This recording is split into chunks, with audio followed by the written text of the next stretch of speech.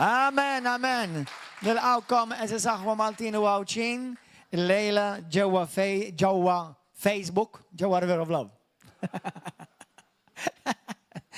Għax ħafna minnkom qed tarawna minn Facebook. Però, by the way, nixtieq ngħid xi ħaġa qabel ma nkompli. Ma nafx jekk intomx indunajtux, imma daw l-aħħar ftit xhur Facebook biddel is-sistema, ġifieri meta tixxerja video, speċjalment li kien live streamed fuq Facebook, wara xi xahar jew xarej jitneħħa. Ġifieri isek għandek iċ-ċans jekk inti tittuża video biex tevanġelizza jew biex ixxert il-kelma talla, ġifieri kull ma ħaddum hemmhekk xahar dik.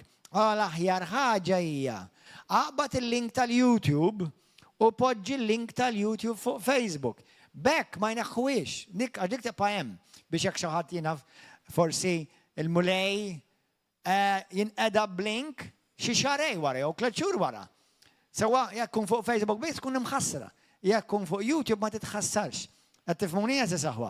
Għalhekk inħeġġiġkom aqbdu number 1 jekk jistgħu għamlu like u għamlu subscribe għal YouTube channel tagħna ħallikomna iktar viżwalizzazzjoni u viżita ta' nies differenti.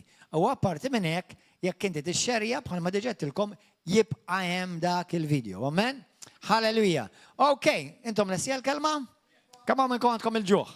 Mela kulħadd iqum bil-wifqa? Halleluja. U poġġu l-fardal. Ħaniklu. Amen. Aqbad il-bibja fidejk. Aqbad il-bibja fidejk. Olli l-kelma talla fidejk.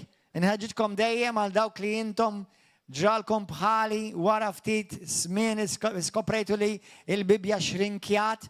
Alright, nifimkom tistgħu tużaw il-mobile. Imma jekk inti il-bibja tiegħek għadha ma xrinkjatx, ipprova evita l-mobile u uża ktib. It's easy.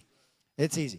Aħjar, iktar intima, iktar personali minħabba dal-imbirek mobile għandu ħafna tajjeb, imma għandu kol ħafna tentazzjonijiet u nħin kollu jitilaw l-eks xejdu l-om. Tifhem, infatti ningrazzja l-Alla bħal mettilkom il-klaġġimat għaddew li nħlistu kelli deliverance, amen, u nħedġiġkom li jkolkom l-istess deliverance intkom. Neħħu l-apps minn fuq il-mobile, ħalli meta tibatu xi ħaġa kisa jkun tibatuha minn fuq il-laptop tad-dar jew tal-computer. Alright, insomma, dak xi ħaġa li jenitni u naf li għandi brother hawnhekk saqsini biex ngħinu jneħħilu l-Facebook. Hemm tajjeb ta' fuq il-Facebook, imma hemm ukoll ħafna affarijiet li jitelfuk. Qed tifhmu? Anyway, kulħadd jgħid wara jaqbad il-bibja wara minn idejh u jgħid wara minn qalbek, jgħidu din kelma talla. Nemmina minn qalbi. Grazzi mulej li l-kelma tiegħek hija ħajja, hija spiritwali, soprannaturali, li tolbok kellimni minna din il-kelma l-lejla mulej. Niddikjara minn qalbi u minn fommi li jien għandi dak il-bibja tajk li jien għandi, jien dak kollu l-bibja tajk li jien u jien kapaċi għal dak kollu l-bibja tajk li jien kapaċi. Illum lest, għal-kelma għaddisa tijak. U għat iktar ma nerġa' nkun l-istess iktar. Spiritu Santu, kellimni u iftaħ li għajnejja, invid li qalbi bil-kelma tijak. Fissem Ġesu Kristu. Amen. Halleluja. Morru fil-ktib ta' Eżodu, ta' Testament il-qadim. Kemm minnkom jekk għalli jista' jkun ma smajtux il-messaġġi ta' daw l-aħħar xahar tal-weekends, please morru isimgħuhom. Għaliex ningrazzja l-Alla huma messaġġi sbieħ immens fuq l-Ispiritu Santu, kif ma tnikkiċ fl-Ispiritu Santu, kif tattira il-preżenza talla, kif inti timxi u topra fil-preżenza talla. Kemm minnkom smajtuhom kollha daw l-4 ġimgħat li għaddew? Mawx għalikom. Isimgħuni morru simgħuha magħha. Għaliex naħseb isimgħuni ħanarawha ċara fil-Bibja llum. Mingħajr il-preżenza talla, issa ħalli nibda mill-bidu, naf li ċertu affarijiet nirrepetihom għal żewġ raġunijiet. Number 1 dejjem ikonna nies ġodda jaraw u jiġu hawn preżenti. Grazzi Ġesu. It-tieni biex nikkonnettja, tajba dik kelma tajba bil-Malti? Nikkonnettja il-messaġġ tal-lum mal-messaġġ tal-ġimgħa l-oħra u tal-ġimgħa ta' qabel u tal-ġimgħa ta' qabel, allura qed nirrepeti daqsxejn lil nifsi. Imma ħanejt din il-frażi. Mingħajr il-preżenza talla jiena u inti reliġjon oħra mejta.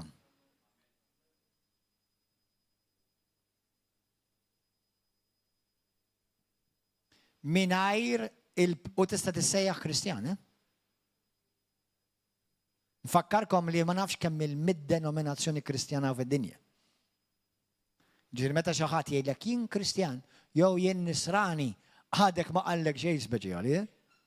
Nfakkarkom li b'mod wiesa u mġebbed ħafna Malta kważi 100%, 100% il-massa jidentifikaw bħala ansara li tfisser ukoll Kristjan. Imma mġebda, Mela mingħajr il-preżenza tal-Alla jiena u inti reliġjon oħra. That's all. Nfakkarkom bħala Kristjani ma tistax tkun Kristjan verament jekk ma timxix mal-kelma tal-Alla u b'mod speċjali mat-testament ġdid fi Kristu. Dak importanti għax aħna ma nimxux mal-liġi jew ma ċertu affarijiet li kien ma kienux għalina u ma biss għal ċertu poplu tat-testament il-qadim, tal-patt il-qadim. Aħna maħniex taħt patt qadim, aħna taħt patt ġdid. Imma parti minn hekk, infakkarkom li għandek bżonn il-kelma tal-Alla, isma'w, jekk inti tikber bħala Kristjan, daw l-affarijiet ma tistax tabbandunhom, ma tistax tinjurhom il-kelma tal-Alla, trid tikkola kuljum aħwa. Issa, kważi dik ħanejdlek mhux biżżejjed lanqas. Il-kelma tal-Alla moħħkom hawn mingħajr il-preżenza manifestata tal-Ispiritu Santu jew tal-preżenza tal-Alla f'ħajtek, aka also known as l-Ispiritu Santu u r-revelazzjoni tal-Ispiritu Santu, il-kelma tal-Alla, il-Bibja, mingħajr l-Ispiritu Santu toqtlok.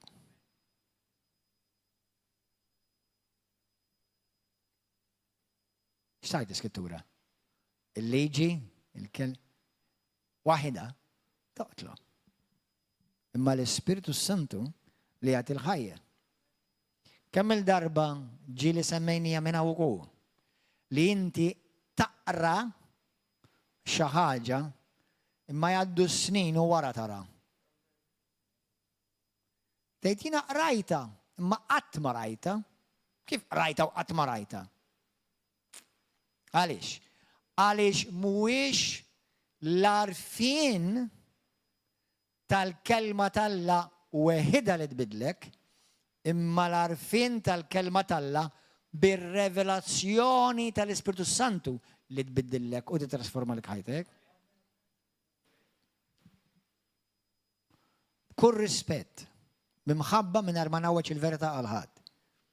Meta jiena kont immur qudies, il-kelma tal-Alla kienet inqara. Fidnu bqajt, nodos u nagħmel scuba diving.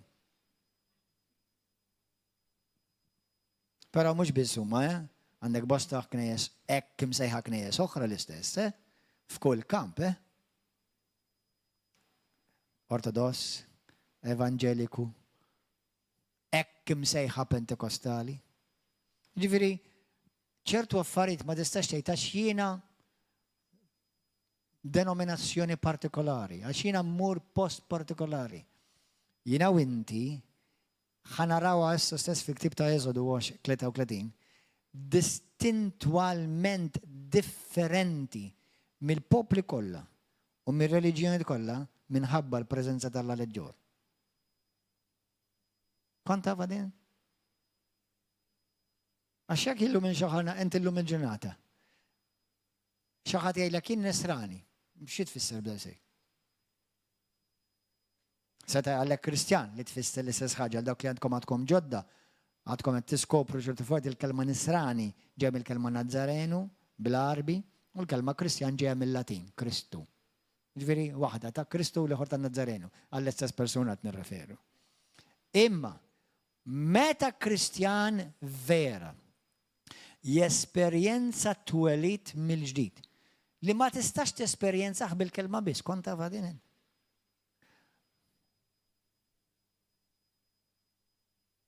Kif jiġifieri tista' tgħid jiena nemmen f'Ġesu xorta mhux salvat iva. Għax hija xi ħaġa biss mentali. Għadha ma niżlitx fil-qalb u saret rivelazzjoni.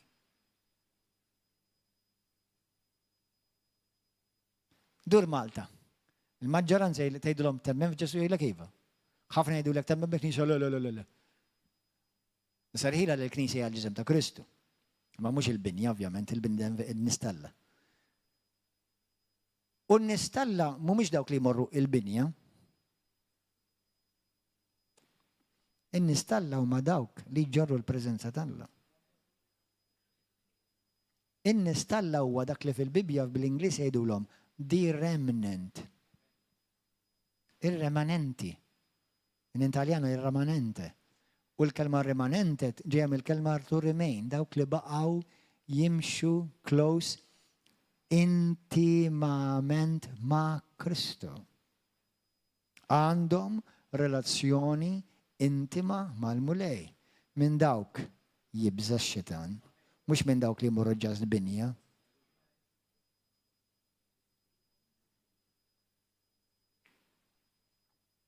Allura jiena u inti irridu nkunu dak il-poplu talla konxjament. Kemm hawn minnkom f'daw l-aħħar xahar mill-messaġġi li smajna għamiltu ċertu adjustments f'ħajtkom. Għamiltu ċertu adjustments f'ħajtkom kemm ilkom smajtu dawn il-messaġġi?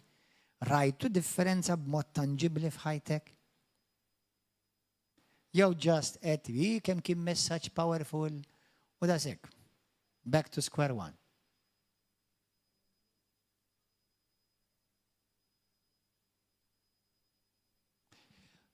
Eżodu 33.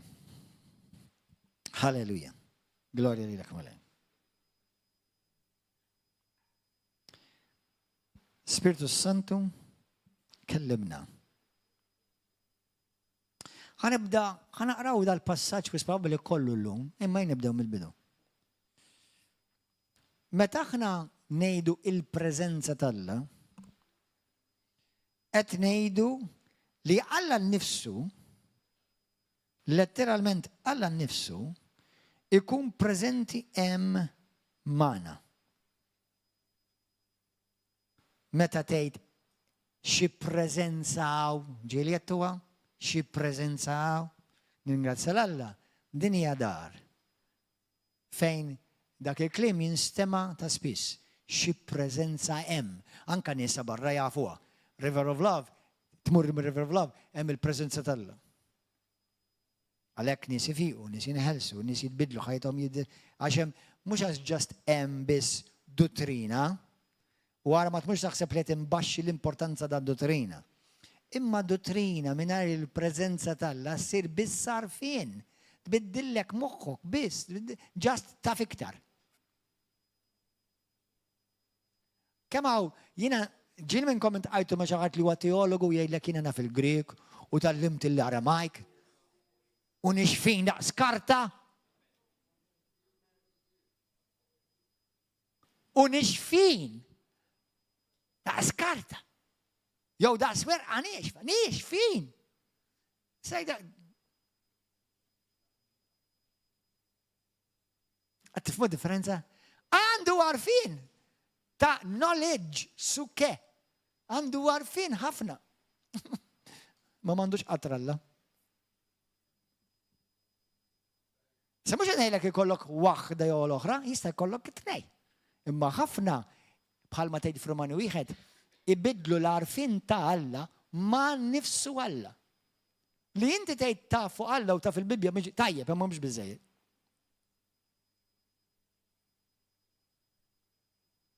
Tkollok dak l-inkontru ħaj.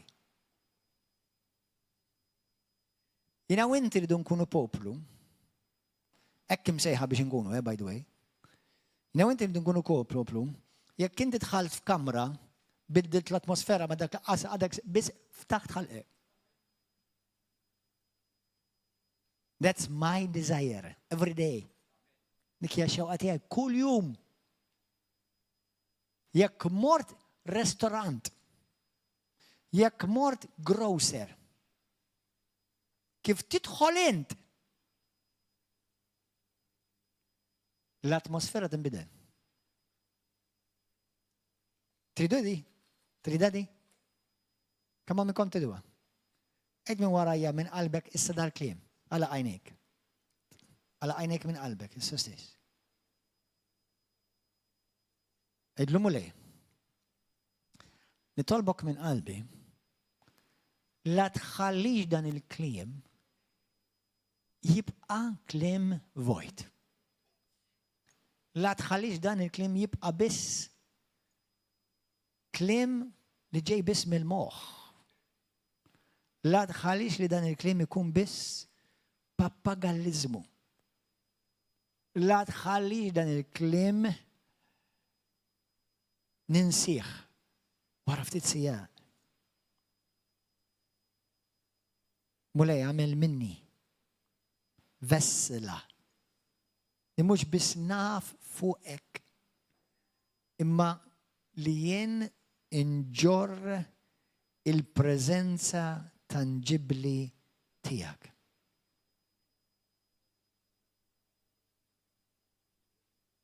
Nitolbok mulej fis-sem Ġesu.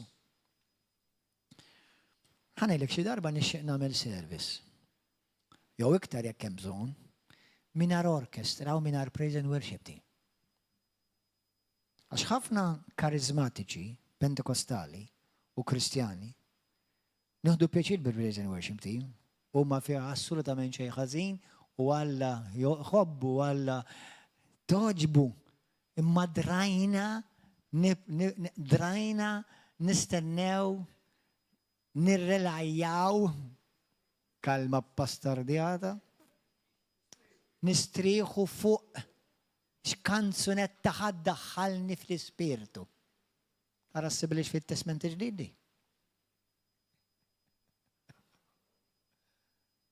Ara ma taħsibx jiena kontra l-kant u l-worship, far from it. Imma illum ħafna knejjes,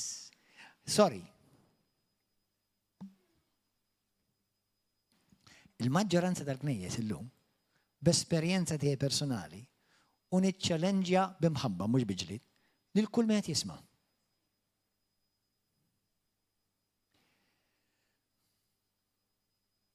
Tant jirrealaw fuq il-praise and worship li number one ma jafux jidħlu fil-preżenza tal-Alla mingħajr jekk ma nkantawx diska. U llum maġġoranza assoluta fl-esperjenza tiegħi għandna ħafna kant. Minix kontra l-kant, I love it. Għandna ħafna tiżjien u din id-dar hija mżejna sabiħa. Grazzi mulej. Għandek ħafna knejjes mimlija d-Damask, fidet u deb. Minix kontra tiegħu. Għal raġuni it-Tempju ta' Salamon kien imżejjen miksi bid-deb. Minix kontra binijiet żbieħ. Minix kontra dak. U laqqas nemmel li Alla huwa kontra dak. Ġenna hija miksija bid-deb. L-iktar valur għoli li nżommu fid-dinja huwa l-inqas wieħed fil-ġenna. Imma illum il-knejjes huma miżawda mżejna b'turruna affarijiet. U ħafna m'hemmx qatra preżenza. Fit-Testament il-ġdid kienu jintqgħu f'kamra. Wis probabbli żdingata mingħajr Damask, mingħajr pitturi, mingħajr bandieri, ħanejdu għalina. Imma m'intix ħad idħol f'dik il-kamra u ma tinstabax mal-art u ma tintaqax mal-la tal-univers.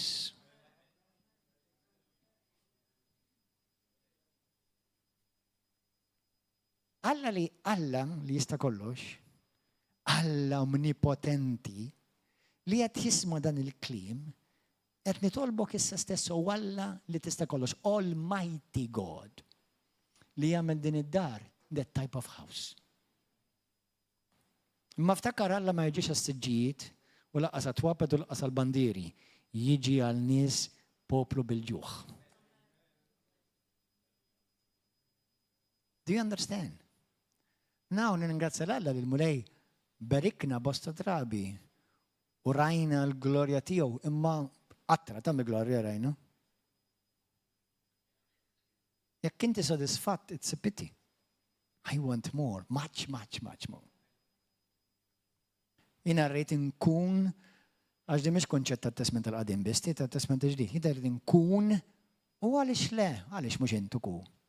Li tant il-preżenza tal-la tkun preżenti fuqi, b'mod li timmanifesta, li kif nimxi ħdej dan, hemm bżonn nitolbu teħilsu dezzid fejqitu. Zdan. Għax fejn hemm il-preżenza tal-la, hemm il-offol, il-pjanezza tal-fejqan, tal-ħelsin, tal-mirakli, tas-sopranaturali. Għax inti kwan se tidħol fil-preżenza tal-la ma tibqax natural, issir sopranatural. Ma tidħolx fil-ħin, tidħol fl-eternità. Preżenza tal-la hija fl-eternità, eternità. M'hemmx ħin in the presence of God. It's eternity. Everything changes, kollox inbidel. Qed tifhmu aħwa? That's Għaw xaħat jaqbel mija lejla? Mela aqbat idejk ma dak li huwa ma ta' ġembek, aqbat it ma jintfi. Aqbat it fit, miegħu. Għalqu għajnejkom, u bħala poplu ta' River of Love, bħala poplu li Alla b'mod sempranali u divin ġebek għaw, minn qalbek jgħidlu dal-klim. Mulej qaddis. Qed nitolbok biqbil maħuti ta' din il-familja, għamel din id-dar, għamel dan is-santwarju, post fejn il-preżenza tal-glorja tiegħek tibqa' timmanifesta kontinwu. U għamel minn dan il-poplu bil-ġuħ għal-preżenza tiegħek. Missier, tas-sema nitolbok dan fis-sem Ġesu. U grazzi li smajtni. U hekk ħajkun. Għal dawk li intom ma smajtux il-messaġġi tal-ġimgħat li għaddew, please morru tasimgħuhom ħalli jiena u inti nitalmu kif ma niktux l-Ispiritu Santu. Waħda mill-affarijiet li qedtilkom l-ewwel ġimgħa ilu li jidħlu nies joqogħdu fuq il-mobile. No way. Dak mhux persuna mara jew raġel li qed juru li huma minxen għall-preżenza tal.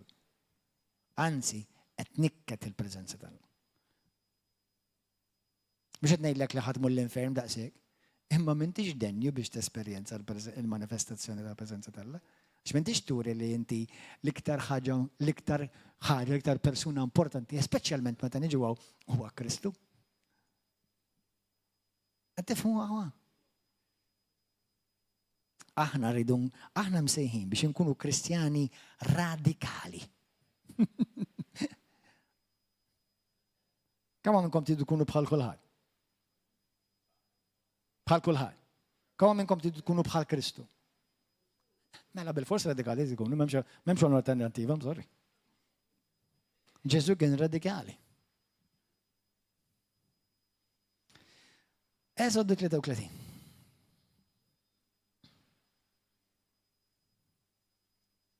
Xi darba ħadd iġu l-fellowship intom, ħadd idħlu f'dan il-binja, u ma jkun hemmx il-praise and worship team, imma ħajkun hemm Alla jistenna bil-preżenza.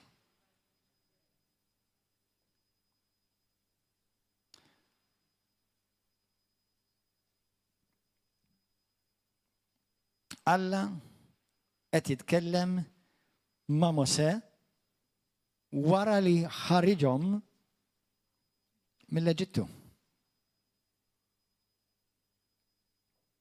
Titkellem ma' Mosè wara li ħariġhom mill-Eġittu. Il-Mulej kellem lil Mosè. Mur itla' minn hawn int u l-poplu li int tellajt mill-Eġittu. Lejn l-art li jien ħlift li nagħti lil Abraham, lil Iżak u lil Ġakob. Li Mart qed isemmi? Tiftakru li Mart? Tissejja. Le, ma kienx jisimha Izrael dak iż-żmien. Xejdula dik l-art.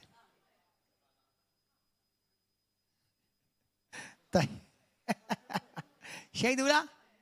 L-art imweda. L-art li Alla wejet għal poplu li ħareġ mill-Eġittu. U għajttilhom li l-nislek nati jiena nibat l-anġlu tiegħi qudiemek. U nkeċċi minn qudiemek il-Kananin u l-Ammurin u l-Ħittin u l-Periżin, il-Ħiwin u l-Ġebusin. Lejn art tnixxi ħalib u għasel. Jien ma nitlax f'nofskom ma'kom. Mela Alla qed ikellem il-Mosè għaddej tiegħu li l-Mosè użah biex jagħmel sinjali eġubijiet kbar mal-poplu tiegħu. Malla qallu jiena m'iniex ħammur miegħek imma ħanibaċ l-anġlu tiegħi magħkom qabilkom. Imma l-preżenza tiegħi mhix ħad tiġi magħkom. Fejn kienu sejrin? Fejn kienu fl-art imweda. Fl-art li mweda. Kulħadd jgħidha l-art imweda. Amen. Il-poplu sama dan l-aħbar ħażina. Anzi ħana mħammur b'vers qabel. 3. Lejn l-art nixxi ħalib u wasel jien ma nitlax nofskom magħkom għax int poplu ta' ras jibsa.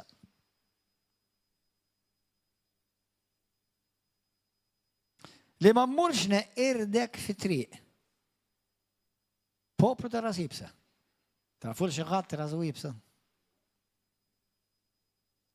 Taħseb ħadd. Dak il-persuna li tħares l-mera kuljum. Issa, ħankompli. Il-poplu sama din l-aħbar ħażina. U sewdu qalbhom u ħadd ma libes ħwejjeġ sbieħ fuq ġifieri libsu l-iskejjer biex jagħmlu forma ta' luttu. U l-Mosè, u l-Mulej qal lil-Mosè, għajt lill-Uliet Iżrael, intom poplu ta' ras jibsa. Jekk jiena ngħidha river of love, għaw xi wieħed minnkom tgħid li mhux ħaniġi iktar. Mhux ħaniġi iktar.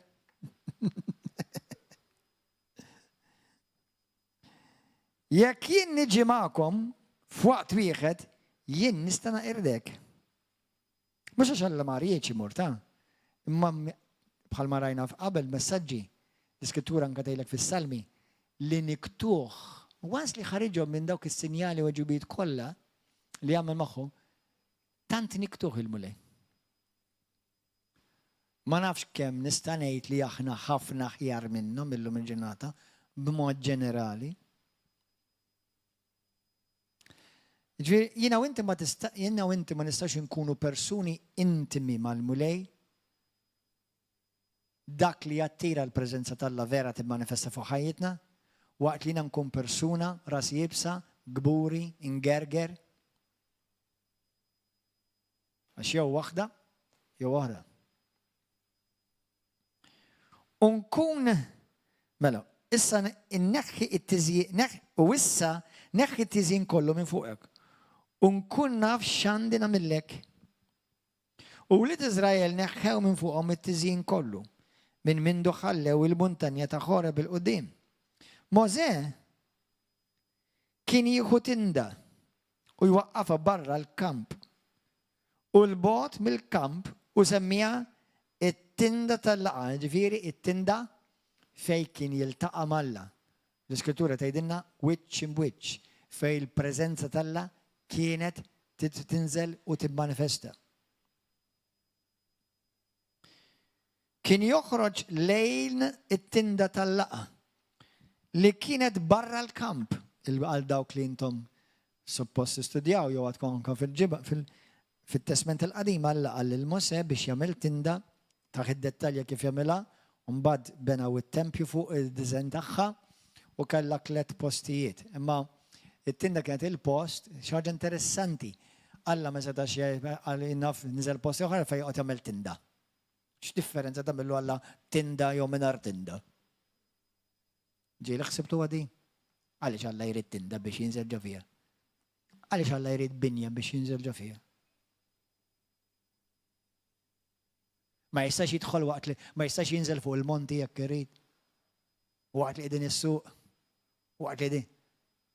Iva. Jista'. Speċjalment inti bħala bniedem tal-patt fi Kristu tista' tkun dik il-point of contact. Tista'. Imma tinda wkoll tissinifika tinqata' minn mad-dinja. Maqtuħ għaliex il-kelma qaddist ma tfissirx biss qaddis, qaddis perfett. Il-kelma qaddis tfisser maqtuħ għal. Maqtuħ minn u maqtuħ għal. Maqtuħ mid-dinja u maqtuħ għal poplu. Maqtuħ mid-dinja u maqtuħ għal Alla. Alla huwa qaddis. Maqtuħ mid-dinja, maqtuħ għal poplu tiegħu. Aħna nissejħu qaddisa. Maqtuħa mid-dinja u maqtuħa għal Alla. Kunu qaddisa bħalma jien qaddis. U Kristu dak għamlu għax għamilna qaddisin. Fi Kristu permezz ta' demmu. Amen? Halleluja. Għalhekk binjiet huma tajbin, għaliex huwa post fejn il-poplu jinġabar maqtuħ mill-komplement tad-dinja. Mhux qed ngħidlek biss, imma jiswew għal dawn l-affarijiet. Kull meta Mosè kien joħroġ lejn it-tinda biex iqum il-poplu kollu u kull wieħed kien joqgħod jieqaf quddiem it-tinda u jħarsu lejn Mosè sa ma jidħol fit-tinda. It-tinda kienet fin-nofs tal-kamp, kien hemm bosta kampijiet hemm dawra. Naraw ukoll fit-Testament tal-Qadim fejn Alla appoġġa ordni 12 il-tribu kulħadd skont it-tribu tiegħu, dik hija tal-ima immens sabiħa. Sewwa, imma meta kien hemm tinda fin-nofs, xi ħaġa interessanti u din kienet xi ħaġa sabiħa fil-antik, jekk qegħdin innota ħafna mill-knejjes parroġġi kienu jibnuhom f'nofs tal-baħr tar-raħal. Hemm raġuni. Hemm sinifikat. Jiġifieri xi ħaġa mhix xi ħaġa kera, xi ħaġa sabiħa biex ikun fin-nofs tal-poplu. Amen. Kull meta Mosè kien jidħol fit-tinda, kienet tinżel kolonna ta' sħab u tieqaf fil-bieb u titkellem ma' Mosè. Dik kienet il-preżenza tal-glorja ta' Alla. Il-poplu kollu kien jara din il-kolonna ta' sħab wifqa fil-bieb tat-tinda. U kien iqum il-poplu kollu u jmil u jinżlu wiċċhom fl-art kulħadd quddiem il-bieb tat-tinda tiegħu. Il-mulej kien ikellem lil Mosè wiċċ imwiċċ. By the way, meta l-Bibja tgħidlek daw is-sinifikati wiċċ imwiċċ jew quddiem il-mulej, quddiem in the face of God, before the face of God bl-Ingliż, quddiem il-wiċċ Alla, tfisser il-preżenza tal-Alla niżlet quddiemek. Il-preżenza tal-Alla Alla nnifsu qiegħed miegħek. Meta ismawni, meta Alla ifejqek, meta l-manifestazzjoni tal-fejqan iseħħ, dak il-ħin tfisser il-preżenza tal-Alla qiegħda miegħek. Meta jeħilsek, meta tinħeles, x-xitan ma jistax jiflaħ il-preżenza manifestata tal-Alla. Meta tibda tfiq, meta inti tibda tħoss dik il-preżenza miegħek u tibda tikbi, ma tafx għaliex tikbi. Alla għadu kif ġi u niżel fuq it-tinda.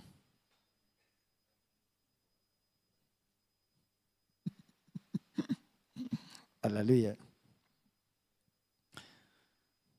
Il-mulej kien ikellem il-Mosè wiċċ imwiċċ bħalma l-bniedem ikellem il-ħabibu. By the way, dik kienet ħaġa unika.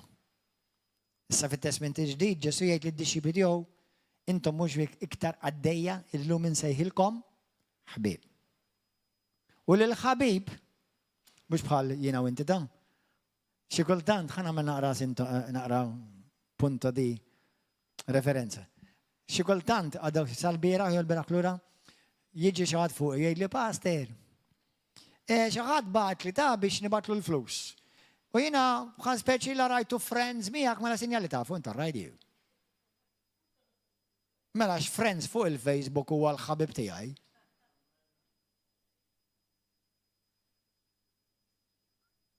Kelma friend f'kuntest ludit tfisser. Ħaġa waħda miegħek. Fit-testament il-qadim ma kien hemmx ħafna friends, ma se kien wieħed minnhom.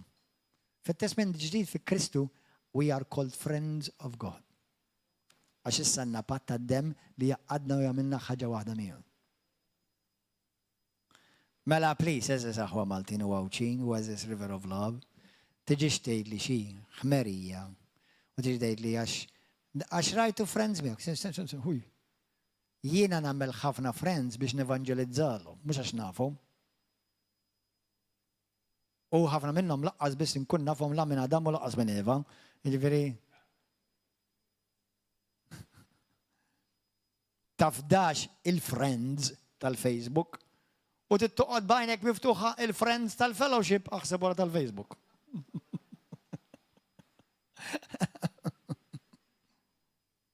Hello. Are we okay, boys? Amen. Jiġifieri, please, le. Minnu fuq Facebook mhux il-friends tiegħi bil-forsa x'nafhom, just sempliċement jew għedjawni jew għedjajthom biex nevangelizzalhom bil-post li jiena nitfa'. Amen? As simple as that. Il-mulej kien ikellem lil Mosè wiċċ in wiċċ bħalma bniedem ikellem il-ħabibu. Imbagħad Mosè kien jerġa' lura lejn il-kamp wara ġejja revelazzjoni. Imbagħad Mosè kien jerġa' lura lejn il-kamp, jiġifieri kien jidħol fil-preżenza. Kien jidħol fil-preżenza tal-Alla, jiltaqa' mal-mulej. U mbagħad joħroġ u jmur lura lejn il-preżenza lejn daru fil-kamp tiegħu. Ħafna Kristjani jagħmlu hekk ukoll illum. Però kien hemm xi ħadd li ma jkunx ikun irid jitlaq mill-preżenza tal-Alla. Araw ġewwa. Imma Ġoswe bin Nun żagħżugħ ma kienx joħroġ mit-tinda. Kemm fija għadkom ħadd minnkom għadaw qabada ta' kemm fija revelazzjoni di. Mosè xi jirrepreżenta? Ġoswe xi jirrepreżenta? Jexxua. Min daħħalhom fil-art imweda? Wow! Mhux Mosè daħħalhom. Jesus daħħalhom fl-art imweda fejn il-preżenza ma titlaqx. U inti ma titlaqx mill-preżenza.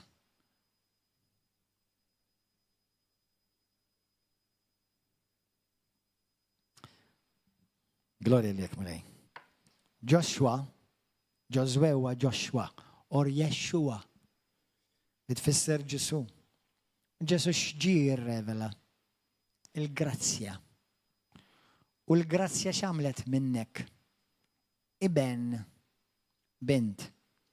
Mosè jirrepreżenta l-liġi bil-limitazzjonijiet u jirrepreżenta xogħol bla waqfin mingħajr mistrieħ. U xorta tibqa' skjav u għaddej.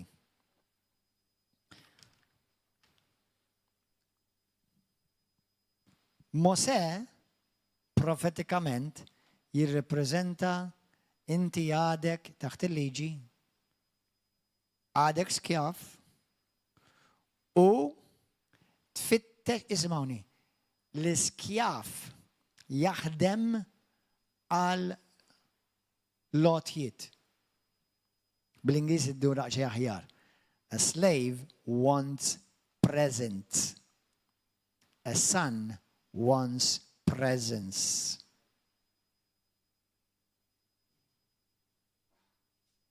Kif taħseb ant illum? You seek God for presents or you seek God for His presence?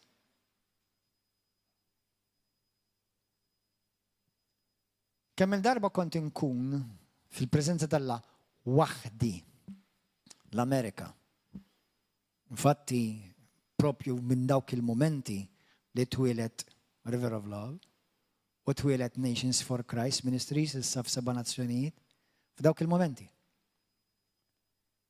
U tanġi li kont f'preżenza ta' intimita miegħu li darbtej ħsibni ħamut. Ma nafx hekk qatt minnkom kellkom din l-esperjenza fej il-preżenza tant kienet tangibbli li l-ispirtu tiegħi beda jħierex minn ġo fija. U bżajt. Bżajt. Biex sejta ngħidlek.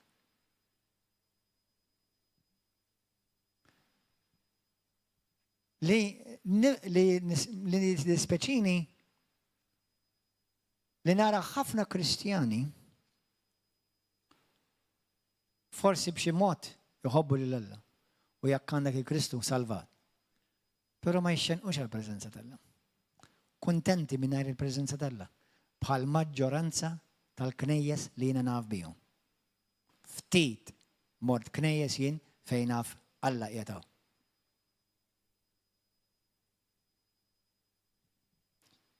Madwar l-Amerika, madwar l-Italja.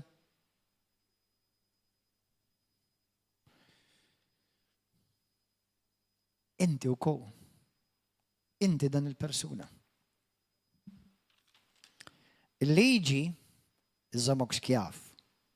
Dejjem taħdem. Bla serħan. Il-fatt li inti s-siriben tidħol fil-mistrieħ. Għax l-iskjaf jakkwista billi jaħdem. Liben jakkwista bil-wirt.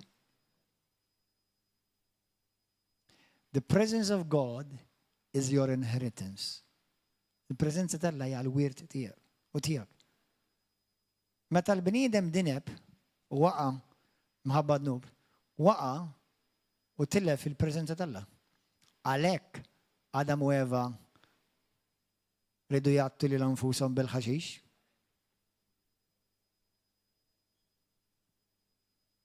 Għax il-preżenza tal-Alla telqet. Illum naf u tkellimna fuqha għaw min jgħidli imma l-preżenza tal-Alla għadha kullimkien. Iva, imma ma timmanifestax kullimkien. U llum il-preżenza tal-Alla qiegħda fil-Kristjan. Vera, imma ħafna Kristjani m'għandhomx l-esperjenza, ma jidħlux fil-esperjenza tal-fullness, tal-kompletezza ta' dak li Alla għandu għalihom. Xi waħda mill-affarijiet huma ma jfittxux l-Alla, ma jxenqux għal-malej. Ħansasikom, naf li ħafna minnkom busy għandkom ix-xogħol u trid taħdem biex iġġib il-paga u tgħix. Però kemm hawn minnkom u ninkludi lil nifsi. Kuljum, immaġina, aħseb fuqha sew dil ngħidilkom.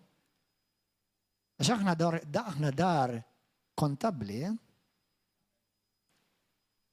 mhux biex nikkondannakom, għax aħna lina fi Kristu Ġesu m'hemmx kundanna, ningrazzja l-Alla. Imma innota lilek innifsek. Fliema ħaġa erja tqatta l-iktar ħin kuljum fiha. Fit-toilet, fix-shower, fuq il-Facebook, fuq l-Instagram, TikTok, jew fil-kelma, fil-preżenza tal-Alla. U jekk inti waħda minn dawk in-nies jew wieħed li jsibt lilek innifsek għamil klezzjat fuq Facebook u 5 minuti taqra l-kelma, Alla xorta jħobbok. Imma ma tantx qed turih li tixxenna għall-preżenza tiegħu. Xorta salvat jekk inti ta' Kristu. Però ħatibqa' karnali, ħatibqa' baby. M'intix ħatkun persuna minn dawk li bħal Ġoswe. Taf li kull wieħed minnkom huwa Ġoswe? Taf li kull wieħed minna Ġoswe? Jiena u inti Ġoswe ta'. Mhux Gordon int? Le biddilt ismi, Ġoswe issa. Jiena u inti Ġoswe. Għax Ġoswe tfisser Alla li salva, jiena minix Alla li nsalva, imma jiena f'Ġesu, fi Kristu. Kull fejn tmur inti jmur Ġesu qalbi. kull fejn tmur inti jmur Alla. Għalhekk Alla jibgħat lili u lilek biex inti tkun il-point of contact fejn Alla jimmanifesta u jisalva u jfejjeq. Il-ħadd l-għadda. Konna restorant. Oh, glorja l-Ġesu. Taf il-preżenza tal-Alla qiegħda intom bħalissa? Inti taf li Alla qiegħed hawn bħalissa? Mhux ġast teoretikament, letteralment. Ma ħatladda konna restorant, nieħlu. U raġel li kellu uġieħ fi spaltu, ħafna l-ħal. Fil-restorant. Mux għed ngħidilkom arawni kemm jiena bravu, dak li nagħmel jiena tagħmlu int. Anzi, dak li għamel Ġesu tagħmlu int. U ħafna iktar, hekk qalmu li. U dar raġel ħalli li nitlob miegħu, għalli li għandu xi problemi fi spalleh, għalli ma jġieħ u ma jistax jirfaħħa. Frastar. Għadni ma tajtux is-salvazzjoni. Just ħallejt il-manifestazzjoni tal-preżenza tiġi rilaxxata. Fiq. Iċċassa, beda jikpi u bdejt nikpijin. Jemejlu, dar raġel, taħħajtu l-Kristu. Il-mara tiegħu qalt li inti tagħmel il-mirakli. Is-saċċi ma nagħmilx mirakli. Il-mirakli għamilhom Kristu. Imma jiena u inti rridu nkunu il-plakka fejn il-qawwa tgħaddi. Ħansaqsikom mistoqsija. Min jaf kemm minnkom u ġili għamilta jiena u jiddispeċini li għamilta jiena, mokkom għaw, please isimgħuni sew. Don't let this be just a nice theory. Tħallux dedi Jekk. Please, isimgħuni sew. Kemm minnkom meta ħassejtu l-ġieħ l-ewwel darba l-ewwel ħaġa li għamilt meta ħassejtu ġieħ tlabt f'isem Ġesu Kristu. L-ewwel ħaġa li għamilt. Jew ċempilt it-tabib jew mort il-chemist. Ħażin, ċempilt it-tabib u le mhux ħażin. Imma għaliex? Għax aħna iktar aware tad-dinja milli ta' Kristu. Iktar aware ta' xtejt id-dinja u aħna kif għamna mrobbija milli tal-preżenza tal-Alla. Kemm hawn intaqgħu ma' aħwa u jgħidulna kemm għandi uġija, kemm ma niflaħx. U l-ewwel ħaġa ma ngħidulhom. Ġieli anke jien għamilta. Mort tabib, kellimtu tabib. Għaliex? Metlu ġela u ħanitlob għalik ħadd fiq. Għaliex? Għaliex il-bniedem ħafna jissimgħu. Bħalma ħafna jaqraw, imma xorta ma jarawx. Jissimgħu, imma bl-Ingliż tista' maħjar. Għax il-Ingliż għandek żewġ kelmiet differenti. One hears and the other one listens. Many hear, but few listen. ħafna jissimgħu is-sound ta' dak li kajnet ngħid issa, imma mhux qed jisimgħu, mhux dieħel, minn hawn ħarġet, u minn hawn ħarġet. Kulħadd jalaq widnej waħda. U għodu hekk għall-komplement tas-service, ħalli ma jħorġux.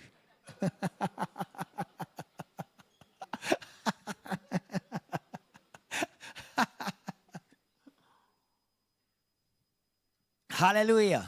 Għadni fl-introduction. Thank you, Lord. Ħankomplu. Qed titgħallmu xi ħaġa? ħatibqa' miegħek dak li qed nisimgħu llejla? Amen. Vers 12. Mosè kellem il-mulej qallu ara int qed li talla il dan il-poplu u ma tlix lil min se tibgħat miegħi u int qed jiena nafek bismek u int sibt ukoll ħniena f'għajnejja. U issa jekk jien tassew sibt ħniena quddiemek, allimni triqatek biex narfek u nsib ħnina qudiemek. Qisu wkoll li dan il-ġens u l-poplu tiegħek. U l-mulej wieġeb il-preżenza tiegħi tiġi miegħek. U nserraħlek issa sena ftit. Mela Alla tikellmu. Sena ftit isimgħuha sewwa di. Alla tikellmu, ġifieri il-preżenza tiegħu da mhix hemm. Tikellmek Alla, kif jista' jkun mar. Għax hemm differenza ikollok l-Alla jista' jkun Alla tikellmek fl-ispirtu tiegħek u jalla hekk ikun. Għax l-ewli tal-Alla huwa mexxija mill-ispirtu tal-Alla. U Ġesu qalilna meta jbagħtilkom l-Ispirtu Santu u jkellimkom. Imma inti jista' jkollok dan mingħajr ma tesperjenza verament tangibbli il-persuna u l-preżenza tal-persuna tal-Alla. Il-preżenza tiegħi tiġi miegħek u nserraħlek rasek. U qallu jekk il-preżenza tiegħek ma tiġix magħna, hawnhekk hija l-powerful, hawnhekk hija r-revelazzjoni. Jekk il-preżenza tiegħek ma tiġix magħna, ittellanix minn hawn. Ara ġeha frażi. Mosè, fejn kienu sejrin daw il-poplu? Fejn kienu sejrin? Mosè tgħidlu, aħjar ma ddaħħalni xejn fl-ard imweda, jekk il-preżenza ma tkunx miegħi, aħjar fil-preżenza tiegħek milli fl-ard imweda. U vera, għax ħafna daħlu fl-ard imweda u spiċċaw mietu nixfa.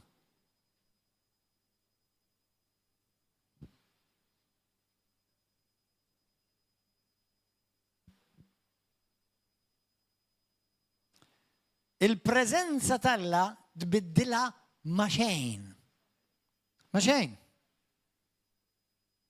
Mosè jgħidlu lill-Alla, ittellani xejn fl-ard imweda, aħjaraw fil-preżenza tiegħek. Kif se nkun naf jekk sibt ħniena quddiemek? Jiġifieri jekk jien ma ġejtx iffavorit minnek. Taf li inti favorit illum fi Kristu? Meta Ġesu jgħidilna mberkin jew ħenjin dawk. Hemm lista f'Mattew 7. Taf xi tfisser ħenjin dawk? Mhux għax ġast imbierek ta'. Jew Alla ċappas barka fuqek biss, tfisser li inti favorit quddiem Alla. Iffavoriti dawk li jħobbu l-paċi. Iffavoriti dawk li jġibu l-paċi. Iffavoriti dawk li jxenqu għall-mulej, dawk li għandhom il-ħaġ, dawk iffavoriti fuq quddiem għajnejja. Wow. Halleluja!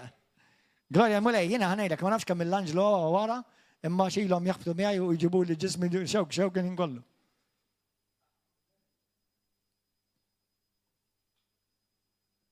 Kif se nkun naf jekk jien sibt favur quddiemek? Jien u l-poplu tiegħek. Hekk ħankun naf li jiena verament favorit. Hekk tkun taf verament li inti favorit. Mhux għax inti timxi magħna, ninagħżlu jien u l-poplu tiegħek mill-poplu l-oħra kollha li jinsabu fuq wiċċ l-art. X'għamilna distinti differenti lili u lilek? Il-preżenza tal-Alla. U l-mulej wieġeb il-Mosè, jiena nagħmel dan li jgħidli għax insibt ħniena qudiemi. Ġifieri inti ġejt iffavorit f'għajnejja u għaraftek bismek. Mosè qal il-Mosè ħallini nitolbok nara l-glorja tiegħek. U l-mulej wieġbu jien ngħaddi tjubiti kollha minn quddiemek u ngħajjat l-isem tiegħi jienu Jahwe quddiemek. Jiena nħenn għal min irrid inħenn u nitħassar lil min irrid nitħassar. U żied jgħidlu, imma int ma tistax tara l-wiċċi għax jibda bniedem ma jarani u jibqa' ħaj. Fatti meta raw il-Ġesu, meta raw l-Alla fit-Testament Qadim, għax kien bosta nies raw fit-Testament Qadim, mhux Alla l-missier raw il-Ġesu. U hemm bosta passaġġi fit-Testament Qadim fejn jgħidlek raw l-Alla. U l-mulej qal lil-Mosè, ara hawn post ħdejja fejn tista' toqgħod fuq il-blata. U hija għaddejja l-glorja tiegħi inqegħdek f'xaq il-blata u nagħtik bidi sakemm ngħaddi. Imbagħad inneħħi idi u tara dari għax wiċċi ma jaraħ ħadd. Sena ftit, ġifieri Alla tgħidlu inti ħatara l-glorja tiegħi, ħatara t-tibija tiegħi, billi jiena ħanpoġġik ġoblata. Hawn xi ħadd qed jaħdem moħħok.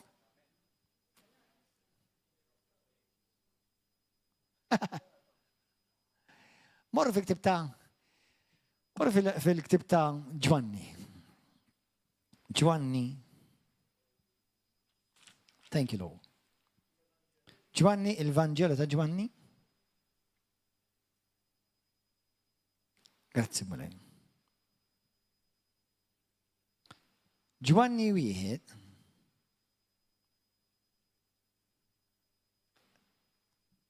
Tixxennaqa l-mulej iktar? Kull jum? Tħallix biss tkun xi ħaġa meta tiġi l-fellowship. Kull jum. Kull jum. Jekk inti bħal bosta skoprejt li qed għandek qatta ħin fuq Facebook jew fuq YouTube. Issa hemm affarijiet tajbin fuq YouTube, messaġġi u nisma' ħafna jiena wkoll kant u tifhi. Imma tiddixxiplina lilek innifsek. Itfi kollox. Xi kultant itfi kollox. Il-television, il-computer, il-telefon, għax jekk inti tinnota kif tibda tispiċċa, kif tidħol fil-preżenza della xi ħadd iċempillek.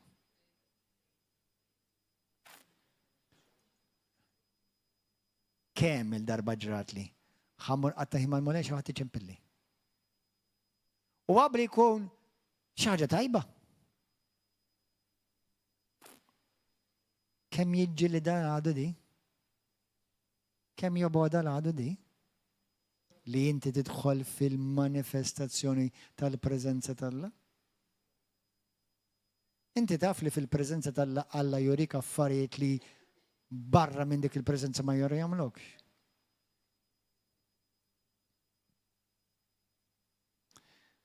Ħanejt kelma xi nħossu spiritu tiegħi ngħidha di. Tiżżewweġ lil Ħadd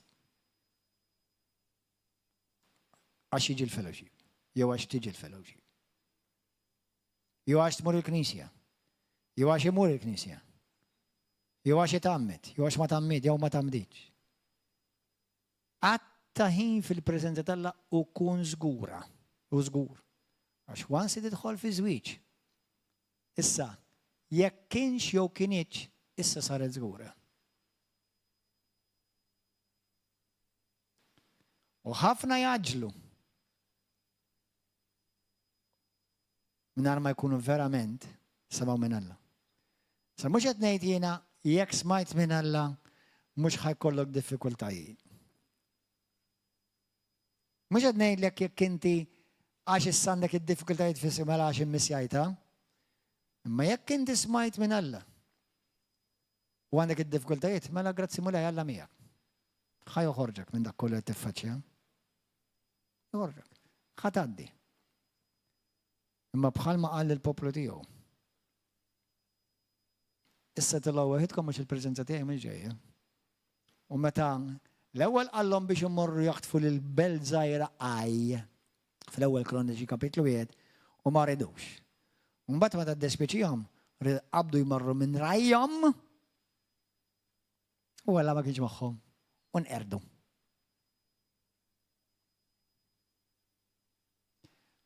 David jgħid nippreferi ġurnata waħda fil-preżenza tiegħek milli 1000 x'imkien ieħor. Kemm importanti il-preżenza tal-Alla mamma mia? Knisja, xirka, fellowship, mingħajr il-preżenza tal-Alla. Might as well does not exist. Mija tal-ebda teddida għad-demonju. L-ebda teddida mija għad-demonju. Għalhekk jiena ma nistax nifhimha Iva u ħanida bl-aktar mod ċar mingħajr ma nsemmi l-Ħadd u l-ebda smijiet. Ma nistax nifhimha dawk tal-mentalità ħamur neħlisa. Jew mentalità evanġelika sija kollox. Mhux hekk mela. Mela sija service. Film sa tejju nofs, ikla 3 sigħat, mhux hekk il-baħar 4 sigħat ħalli. U mbagħad tiġi tgħid li mort il-Knisja u għamilna sija. Qas bdejt. laqqas bdejt. You're fooling yourself, my dear. But maybe that's what you deserve. Maybe that's what you deserve.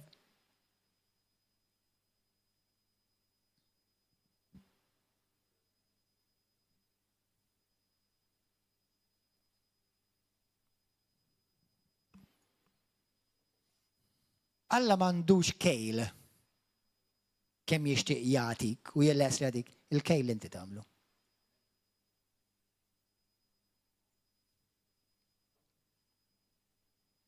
Ġwanni wieħed qed jitkellem għal Ġesu. Fil-bidu kienet fil-kelma kienet Malla, l-kelma kienet Alla. Halleluja, sa vers 14, isimgħu wara ġejja. U l-kelma jew il-verb sar bniedem u għammar fosna. U aħna rajna il-glorja tiegħu. Il-glorja li għandu mill-missir bħala ibnu l-waħdini mimli bil-grazzja u l-verità. Halleluja. Glorja l-mulej. Fejn Alla għallu lil-Mosè jara l-glorja tiegħu? Fejn? Fil-blata. Amen. Ara xtejt l-Iskrittura f'Korintin. Thank you, Jesus. Vers 4 l-ewwel Korintin, kapitlu 10, vers 4. Xorbu tassew mill-blata spirituali li kienet timxi magħhom. U din il-blata kien Ġesu. Le, ma kienx il-Papa u laqqas Petru, u laqqas Zeppi u laqqas Ċetta u laqqas Peppi. Ġesu Kristu għal-blata ta' dejjem minn Ġenesi sal-Apokalissi. U fil-ktib ta' Eżajja u fil-ktib ta' Salmi għall-blata ta' dejjem jgħid fejn hemm blata oħra għax jien ma nafx biha.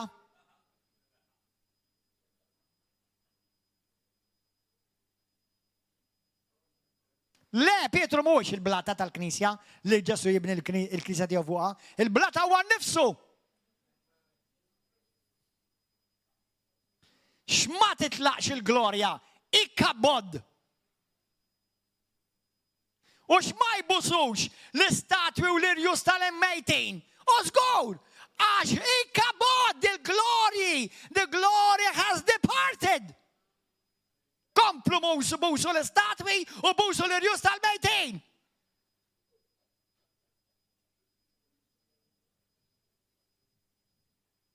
Dak mhux Kristjaneżmu, dak huwa Sataniżmu.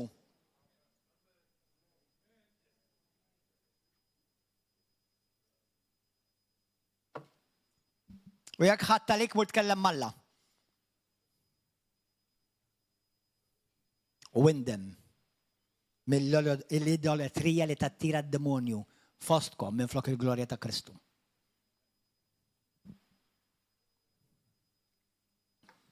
Halleluja! Grazie Ġesu.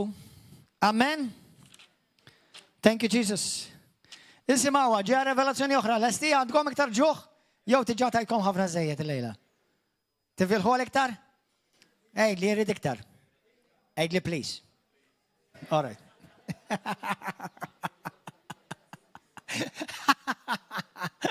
Morru fiktib tal-Lut, kapitlu 9. Halleluja. Jiena meta ta' spiss nħobb nikol buffet. Għal min uħobb jikol il-buffet, ejja River of Love kull nhar ta' Erbgħa, nhar ta' Sibt u nhar ta' Ħadd. B'xejn.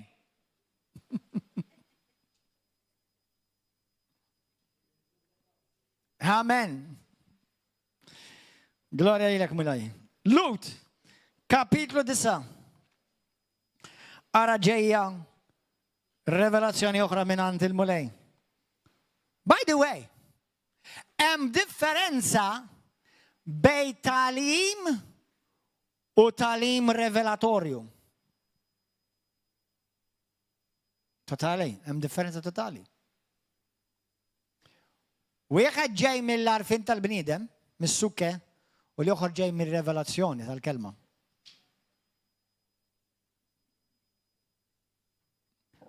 Mela, Lut. 9. Vers 24. Mosè daħal fit-tinda u reġa' ħareġ. Ġoswe daħal fit-tinda u ma rridx joħroġ. Mosè il-liġi temporanja u l-liġi ma twaslekx fl-art imweda. Ġesu huwa etern iwaslek fl-art imweda u jagħmlek tinda tal-preżenza tiegħu. Halleluja. Vers 24. Fejn sebna? Domenico, San Domingo, fejn inti? Grazie Gesù. Vers 24.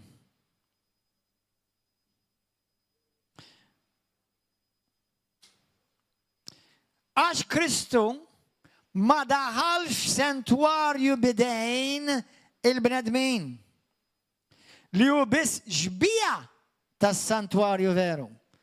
Imma daħal fis-sema biex jissa jidher għalina quddiem Alla. Kemm il-darba daħal? Darba biss daħal.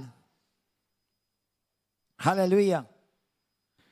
U daħal mhux biex minn żmien għal żmien joffri l nifsu bħalma l-qases il-birkin jidħol fis-sentwarju biex joffri dem ħadd ieħor. Li kieku kien hekk kien ikollu jbagħti ħafna drabi jidħol joħroġ. Mill-ħolq inda d-dinja. Iżda issa der darba għal dejjem, kulħadd jgħid darba għal dejjem. Teknikament, teoloġikament, skritturalment, biblikament fejn hu Ġesu? Fejn hu Ġesu? Fil-post il-qaddis. ħareġ minn hemm? Għadu hemm? Ħanilkom powerful revelation. This is another powerful. Thank you, Holy Spirit. You see, Ġesu, l-Iskrittura tgħidlek u jidher għalik. U inti x'tagħmel? Tidher għalih. U jidher għalik. Meta inti topra fi Kristu fuq din l-art, int qed tirrevela d-dinja il-Ġesu moħbi imma timmanifestaħ. Ġesu fil-sema naf li kontinwament jitkellem fuqi żgur. Għaliex? X'tgħidilna l-Iskrittura? Jekk intom ma tistħux titkellmu fuqi, jiena mhux ħanisħa nitkellem fuqkom mal-Missija. Bħalissa qed jgħidu fuqi. U jiena qed ngħid fuqu. Yes, amen. Ma Ġesu daħħal dik it-tinda darba l-dejjem. Dik it-tinda kienet tirrappreżenta l-art imweda. Anzi, ħafna iktar minn hekk, dik it-tinda kienet tippreżenta il-ġenna. Għax jiena u inti ġejna maħluqa biex ngħixu fil-ġenna. Għalhekk hawnhekk mhix darna, hawnhekk huwa l-passaġġ. Għal-ġenna. Halleluja. U issa der darba għal dejjem meta waslet il-minja ta' żmien biex ineħħi d-nub bis-sagrifiċċju tiegħu nnifsu. Vers 28. U hekk ukoll Kristu wara li offra lilu nnifsu darba biss biex jitabba bid-nubiet tal-kotra għad jerġa' jidher darba oħra. Mhux biex ineħħi d-nubiet. Halleluja. Imma biex isalva lil dawk li qegħdin jistennew bil-ħerqa. Halleluja, Ġesu qiegħed hekk ara fuq il-bib tal-ġenna bil-ħerqa. Tini il-go ahead. Thank you, Jesus. Gloria al-Bulej.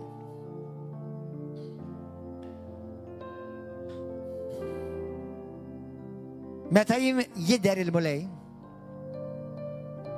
l-Iskrittura xejdilna, aħna ħan nirrikonoxxu li aħna bħalu. L-aħħar Skrittura, Ġwanni 14.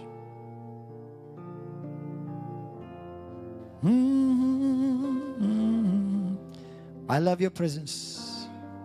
I love your presence. Vers 21. Tista' inti taraħ il-Ġesu? Tista' taraħ jimmanifesta f'ħajtek?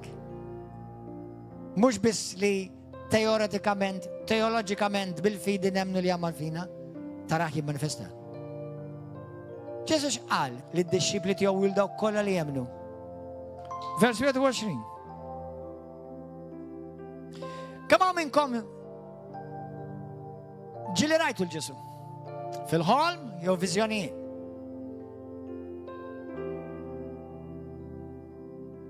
Tibqgħux sodisfatti intom li ma rajtuhx, ixxenqu biex tarawh. Timxi bil-fidi ma jfissirx li tant nimxi bil-fidi li ma nara xejn, timxi bil-fidi biex tara mhux biex ma tarax. L-Iskrittura tgħidlek aħna bil-fidi naraw, mhux bil-fidi ma narawx. Ma nara xejn l-Iskrittura. Thank you, Lord. Vers 21 ta' Ġwanni 14.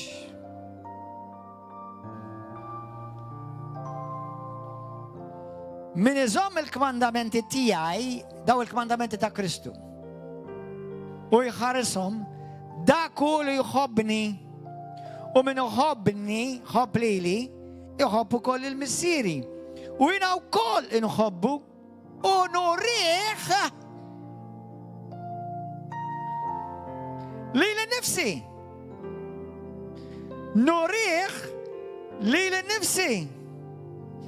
Dik il-kelma nurih hija l-kelma enfanizzo li tfisser bl-Ingliż neżibita lili nnifsi. Li nappari lili nnifsi, insir apparenti.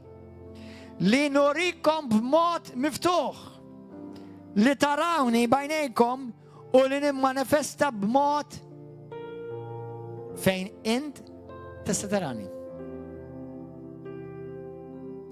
Apparti li Ġesu der il-bosta, anka bosta Musulmani derilhom u saru Kristjani minn viżjonijiet jew ħolmiet, tiċċassax meta xi ħadd jgħidlek jiena rajt il-Kristu?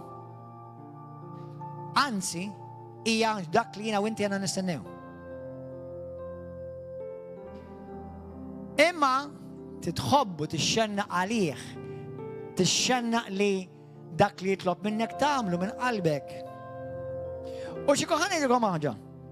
Xi kultant u qed nitkellem għal xi aħwa jisimgħuni sew għax għandkom bżonn tisimgħu di. Xi kultant inti tiffaċċja sitwazzjoni li tidher impossibbli għalik. Kif ħad inbidel? Kif ħad biddilha dis-sitwazzjoni tidher impossibbli molej? Tlabtu biex ibidlek. Tlabtu biex ibiddilha l-mulej. Forsi hawn min jgħid li imma għax xi ħaġa tal-ġisem, jew għax xi ħaġa tal-naturali. Mela Alla għamillek xi limiti, il-limiti inti għamilthom. Mela itlobni affarijiet spiritwali biss. Inta rajdi. Ixini għatija l-mulej u għajdu jbiddilha f'ħajtek. Sewjek ix f'ħajtek, sewjek ix f'martek, żewġek, f'wliedek, fil-familja tiegħek, fil-business tiegħek, f'saqajk, f'widnejk, f'ibnieħrek, ixini għajdu l-Alla ibiddilha, mhux hu l-kreatur li jagħmel kollox. Hemm xi ħaġa li Alla ma jistax jagħmel. Xejn. Ammen aħwa. U għednejda dil-kelma l-xuħut li forsi inti taqta qalbek, jisek bħal speċi il-maġ biza, ħanaqta qalbi, la taqta qalbek xej. Taqta qalbek inti għandek Alla li għal-eżerċti, li għalek xejn mun possibli.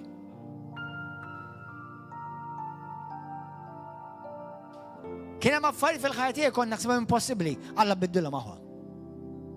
Għalhekk il-mulej jgħidilkom intkom m'għandkomx għax ma titolbux. U ħafna Kristjani vera. Ma jitolbux, rednu iva ma jitolbux. Igergru iva ma jitolbux. Alla mhux ħajsma tgergir tiegħek u laqas ħajsma tgemgim tiegħek, itolbu għal Alla tal-eżerċti, għattaħin fil-preżenza tiegħu. Ejmen aħwa. Fi Ġwanni kapitlu 21 minn vers 11-18 ħanilkom aħwa. ċavetta importantissima biex inti tara lil-Ġesu. Kemm minnkom tridu taraw il-Ġesu? Bissejda ngħidlek. That would be nice. Nice. That's your inheritance. Id-dinja ma tarafnix, mintom tarfuni, intom tarawni, jiena mhux li d-dinja ħan manifesta li nifsi għalhom, lilkom ħan manifesta ġifieri nidder. Inti rajtu l-Ġesu? Għall-informazzjoni tiegħek iva. Għax sempliċiment, għal inti speċjali, speċjali iva, ma mhux għax jiena speċjali, għax Alla weda. Mela inti taqra l-Bibbja ġej. Mela ma tagħmilx m'hemmx hemm miktub. I will manifest myself to you. I will make myself real to you. I will show myself to you. Show means I have to see.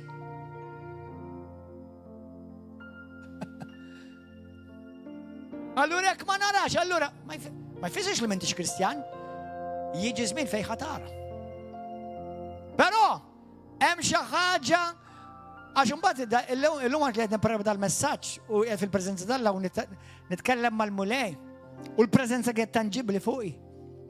Għatlu allura mulej kif irid tkun dak il-poplu li jarak bħal Marija Maddalena.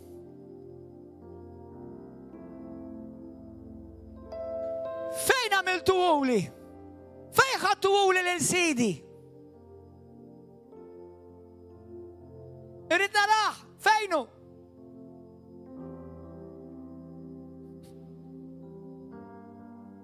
X'għamel Ġesu? Manifesta lilu nnifsu. U ratu. U ġi. Ma ġiex għall-apostlu. Ma ġiex għall-papa. Ma ġiex għall-isqof. U għall-pastur. U għall-evangelist. U għal tal-born again. Ġi għal-mara. Bilaċ. Bimħabba tal-ġen. I want to see Jesus.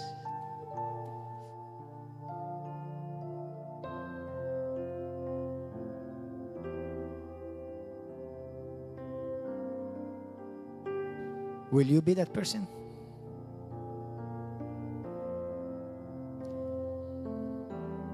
Baxxareskum.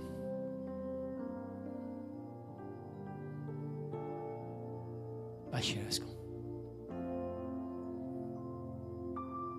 Tkellem għal-mulej.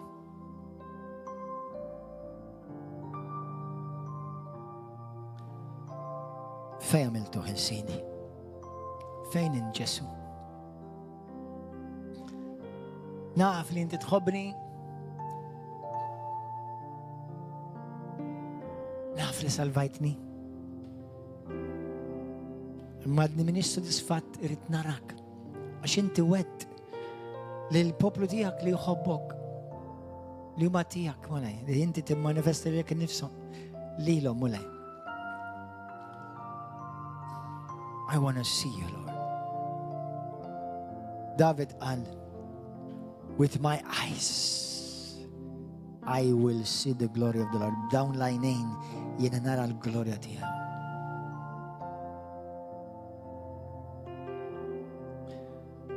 Għalhekk il-mulej tagħna l-fidi, għax bil-fidi you reach out to see the invisible. Bil-fidi tara dak li huwa invisibbli. Għax għajnejk jinfetħulek. Alla għamlek denju diġà. Imbassa jina u inti ridu nixxenqu għalih. Nixxenqa għalih. U meta jkun hemm affarijiet f'ħajti li nsib li nifsi niskopri li nifsi hemm affarijiet li nixtieq li mhumiex talla, mhumiex ġejjin minn Alla. Għax il-ġisem għadu mhux salvat. Imma affarijiet li xi kultant inti taħseb fuqhom jew jiġu f'moħħok. U dak il-ħin tgħid illa tkissix lek nifsek. Idlu mulej. Aqlaħħom minn ġo fija daw l-affarijiet. Aqlaħħom minn ġo fija minn ġo qalbi mulej għax ma nistax inbiddel li nifsi. Imma fil-preżenza tiegħek inti qedni li jiena ninbidel u niġi trasformat biex iktar u iktar nixbaħ lilek permezz tal-Ispiritu Santu minn glorja għal glorja.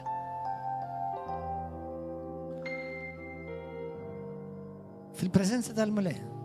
Fejn inti? Għala għajnek, tħares lej ħadd. Tkellem Alla. Grazzi Mulej. Minna ftit ħin ieħor toħorġu minn din il-binja. Però toħroġ mill-preżenza tal-Alla.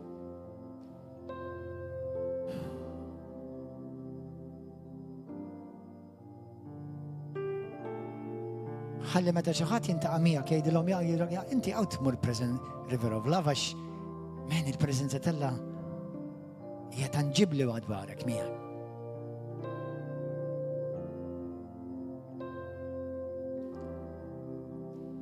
Jekk hawn xi ħadd illejla jgħidli Pastor kelli bżonna dil-kelma holiday.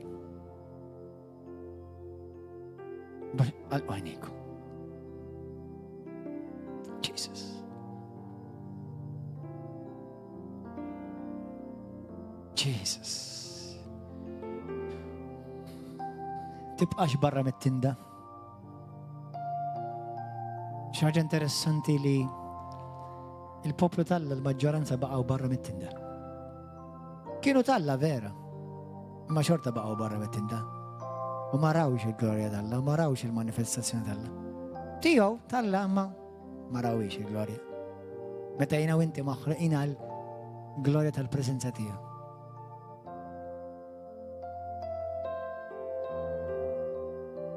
Ġoswe xennaq. U baqa' hemm. Fis-Salmi 91 li ħafna minna nikklejmjaw kuljum, jien inkluż. He that dwells in the secret place. Dak li jammar fil-delta, dak li jisa kollox.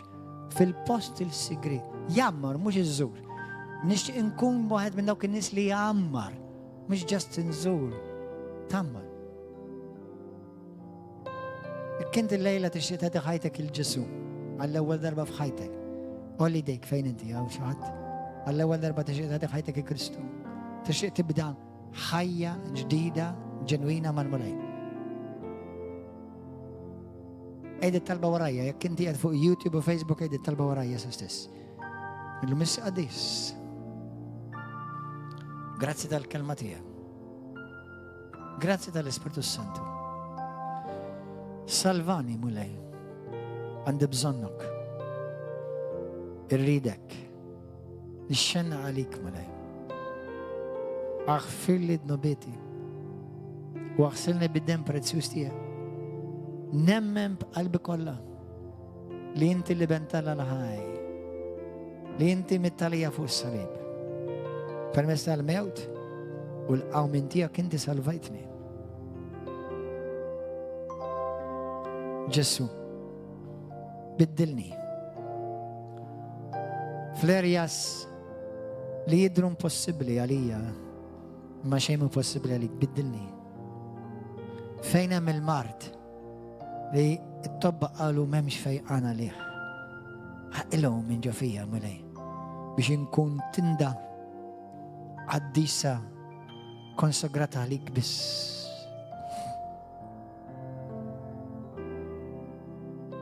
Jesus.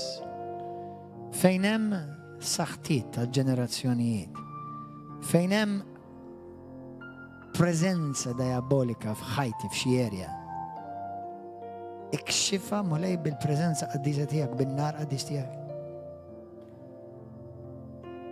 Ikxifa bil-preżenza tan-nhar tiegħek Mulej. F'isem Ġesu Kristu. Illum niddikjara minn fommi li jinta Ġesu.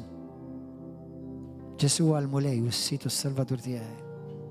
Billum il-qoddim irrid ngħix għalik Mulej. Ma mhux biss irrid nammar fil-preżenza tanġibli tiegħek kontinwu. Ejni Mulej tieni s-saħħa biex ma nidnibx, biex ma neqax jew nibqa' f'xi tip ta' stil ta' ħajja ta' dnub. Mulej, anke jekk inkun waħdi, anke jekk inkun jien biss, nippreferi li nkun fil-preżenza tiegħek milli fil-preżenza ta' mija, fil-preżenzi ta' xogħol, tad-dinja.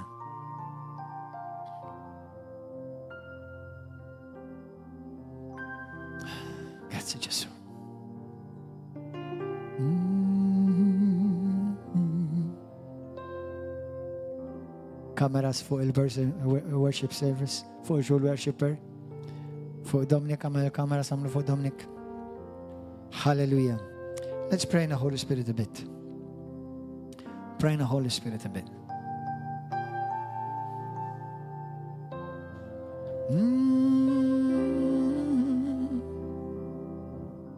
I love you, Jesus.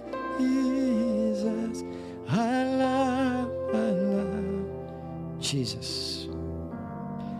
I love your presence. I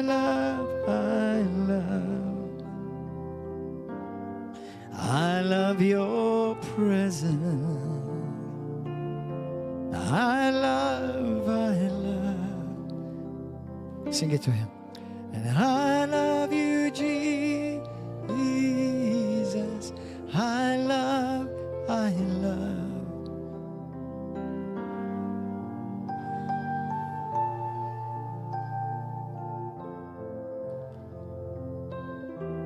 Għaw xi ħadd u anke min qed isegwi, m'hawn xi ħadd illejla u preżenti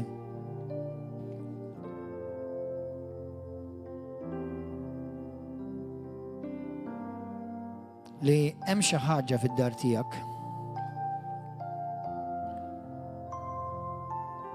xi item reliġjuż u fl-ispirtu tiegħek il-mulej jorik diġà li biex għandek bżonn tneħħiha u teqrida. Għaliex toffendi lil Alla u qed tattira d-demonji f'darek. Titneħħiha, titteqrida.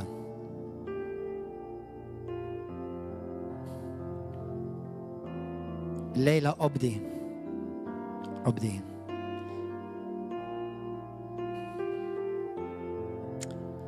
Għaw xaħat ukoll il-lejla, għaw persuna li qed tibża minħabba dak li inti għaddej minnu.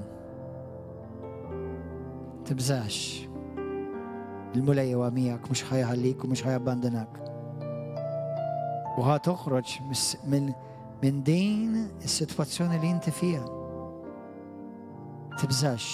Il-mulej jgħidlek ibni, binti, Afdani, jienet nopera u għet naħdem. Taqtax qalbek.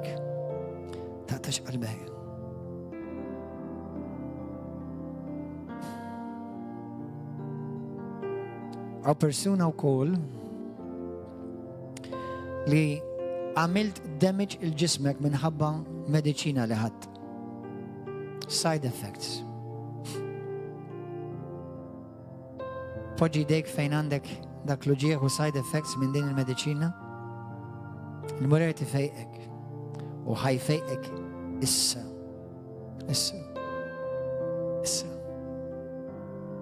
Tibżax, tistħix.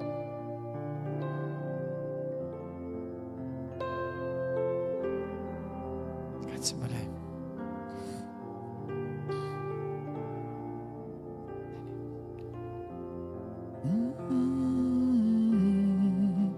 Sing, brother, sing.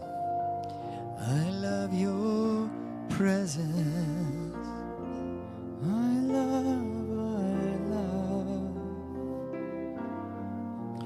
love Jesus. Your presence.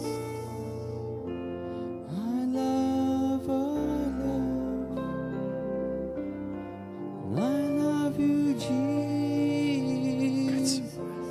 I love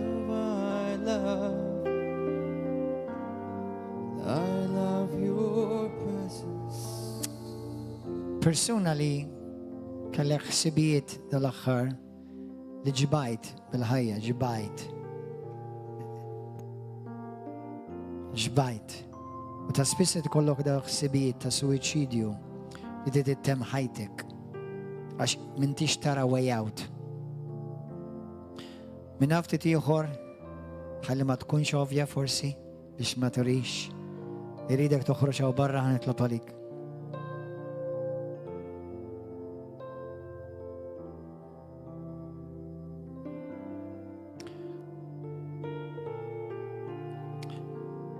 Persuna oħra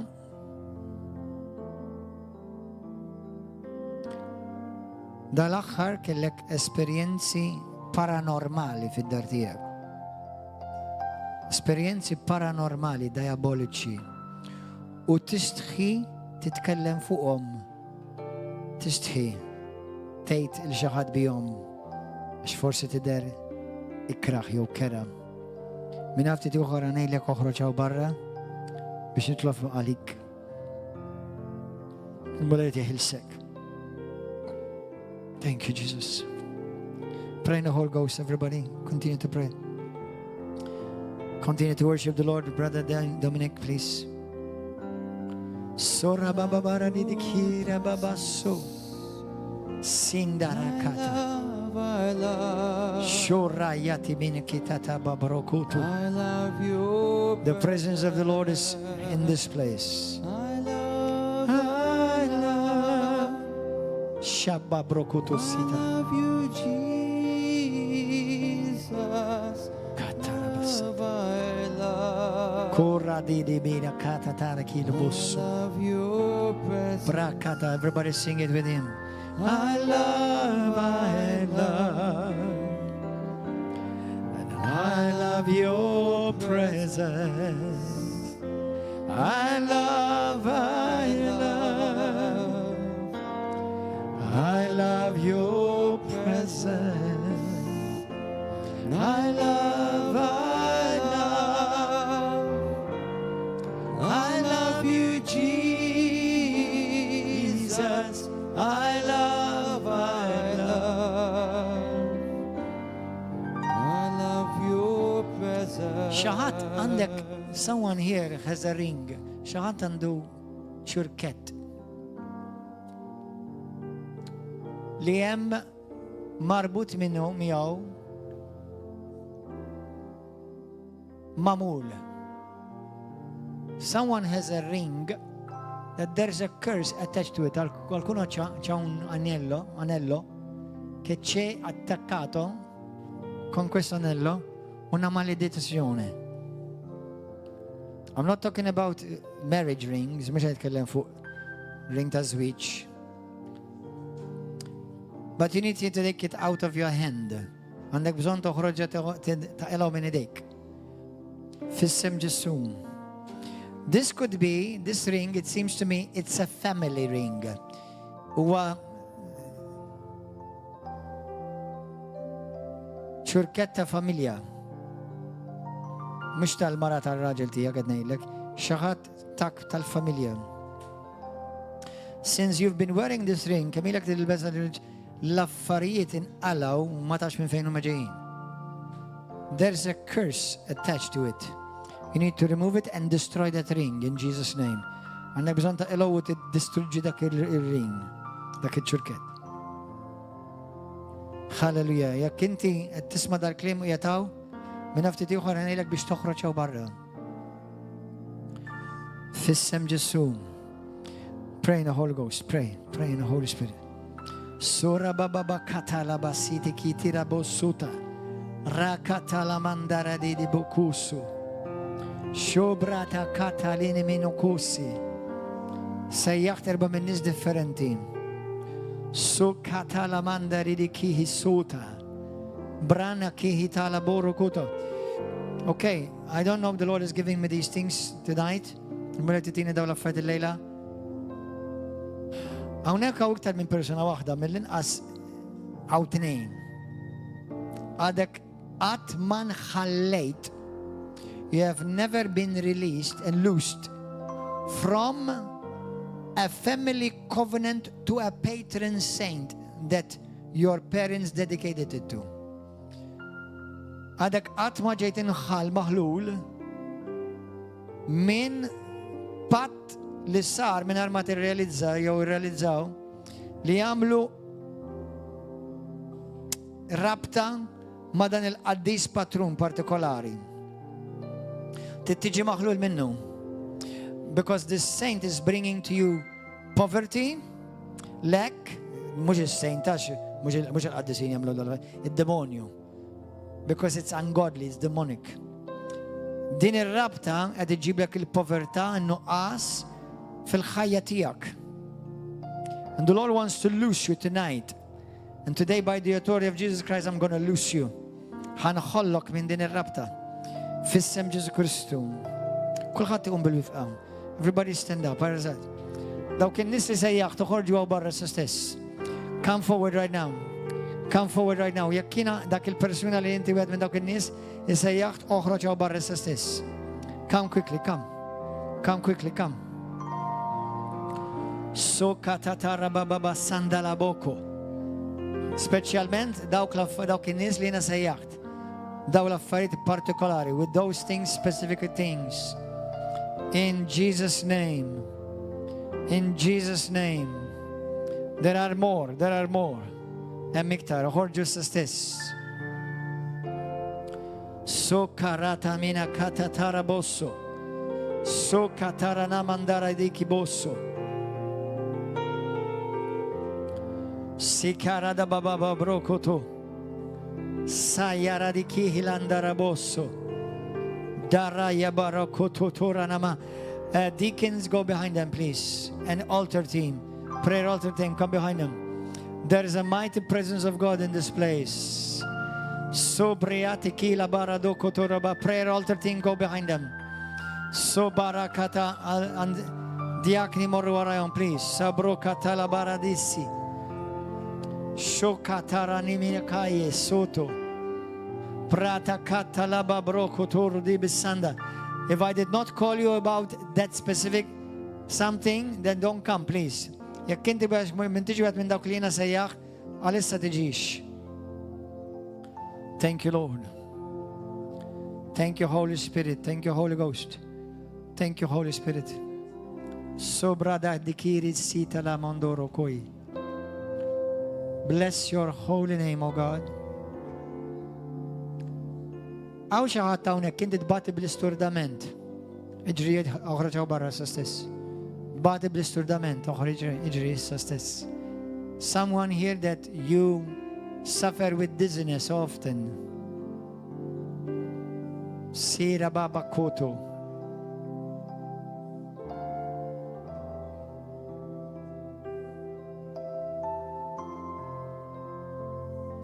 Jesus. Karabosota. Come, sister, come. Come behind them, yes. Come behind them, come pray for them. Come behind them. Prakata sukatala nimina koto. Prata ki hitala baradokoto satai. Brothers and sisters, let me tell you something. Let me say something right now. You keep praying, and I want you to start thanking the Lord for what He's about to do in your life and what He's already doing.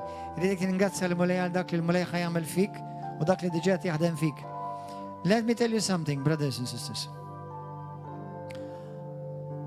Idoli mhux bil-fors tkun biss statwa. Idoli jistgħu jkunu kellek vizzijiet li inti kont maħkum bihom fil-fazzat. Għalhekk sar l-idolu tiegħek. Some idols are not just statues. Sometimes idols are things which you were so bound to in your past. Now, the Bible says idolatry is like witchcraft.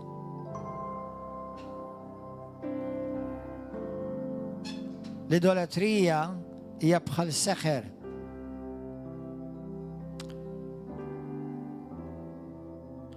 And sometimes, okay, God has forgiven you, but sometimes you need to renounce it. Things that you need to do, or you used to do, affarijiet li inti kont tagħmel fil-passat, jew idoli inti kont maħkum bihom fil-passat. Sometimes you need to renounce it. Kultant tkun tirrinunċja. This can be a drug, by the way. Dit tista' tkun droga. Tista' tkun vizzju ieħor tal-lob, jew vizzju. Meta jkun hemm vizzijiet, ikun daħal stronghold daħwa. When there are vices, it becomes a stronghold. It becomes a demonic stronghold. Hija stronghold, hija bħal fortizza li l-għadu għat juża biex jaksek. Okay? So if there's anything in your life right now, do it. Do it. Now I'm going to say this. I don't ever say this, but I'm going to say this today. Atma nejda di, ma ħanejda.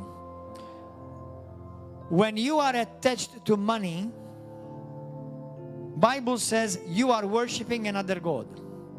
Il-Bibja tgħidlek meta inti tant tkun marbut mal-flus u m'intix kapaċi verament tkun obbedjenti fil-finanzi tiegħek mal-mulej, għax tant imnar marbut mal-flus, apparti li hija greed, imma also it's a sin.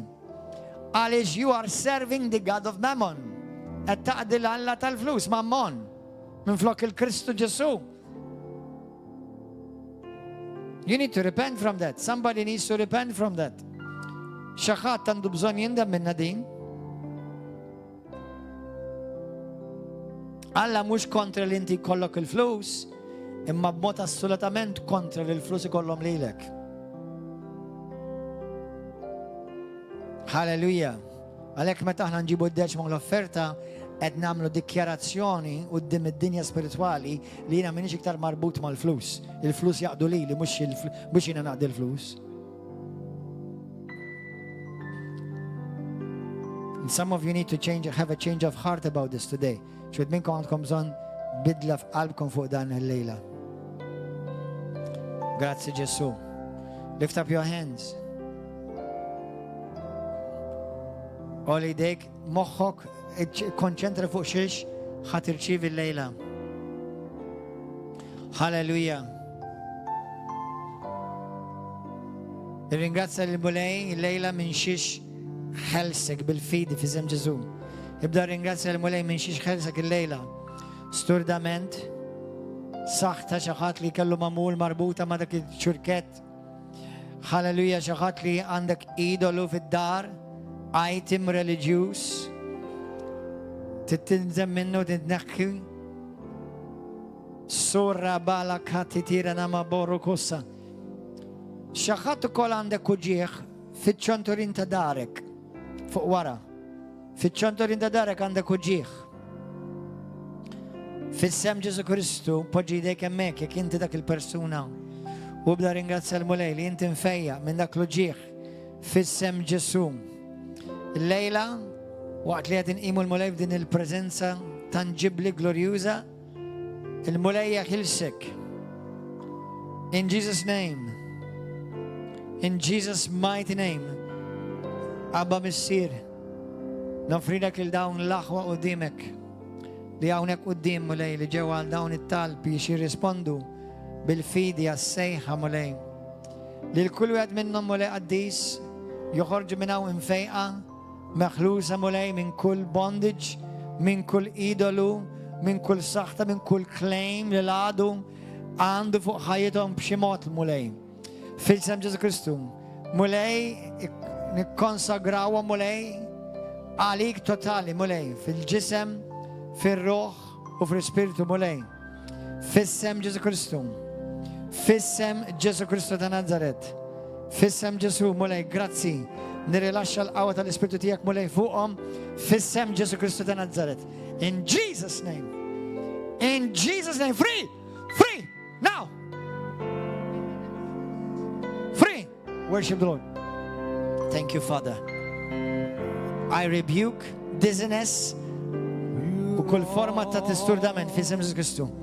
In Jesus' name. In Jesus' mighty name. In Jesus' name. Free! Free! Free in the name of Jesus. In the mighty name of Jesus Christ. In the mighty name of Jesus Christ. In the mighty name of Jesus Christ. Grazie mole Addis. Thank you, Lord. Every demonic idol, every demonic ungodly covenant, Father, every ungodly demonic soul tie, Lord, I expose it now. Every spirit hiding, Lord, I expose it now in the name of Jesus Christ. Lord, as I touch him, I proclaim him free today, Lord, by the authority that's in the glorious name of Jesus. Free, free, free, free now, in the name of Jesus. Free now, in the name of Jesus. In the name. Jesus. you, Lord, for the presence of God. Thank you for the presence of God. I expose, Lord, every scheme of the enemy. Every scheme of the enemy, every lie. Protect his ears, Lord. Protect his ears in Jesus' name. Protect his ears, Lord, in Jesus' name. I need Jesus, you all I need.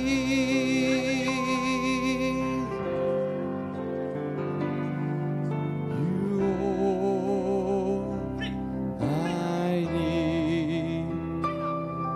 You all I need. Thank you, Lord. Free! Free! Free, Lord. Thank you, Lord. Thank you, Father. In the name of Jesus. In the mighty name of Jesus Christ. Free, Lord. Thank you for the healing power of God. Thank you for healing. Thank you, Lord. Free. You all I need. Jesus, you all I need.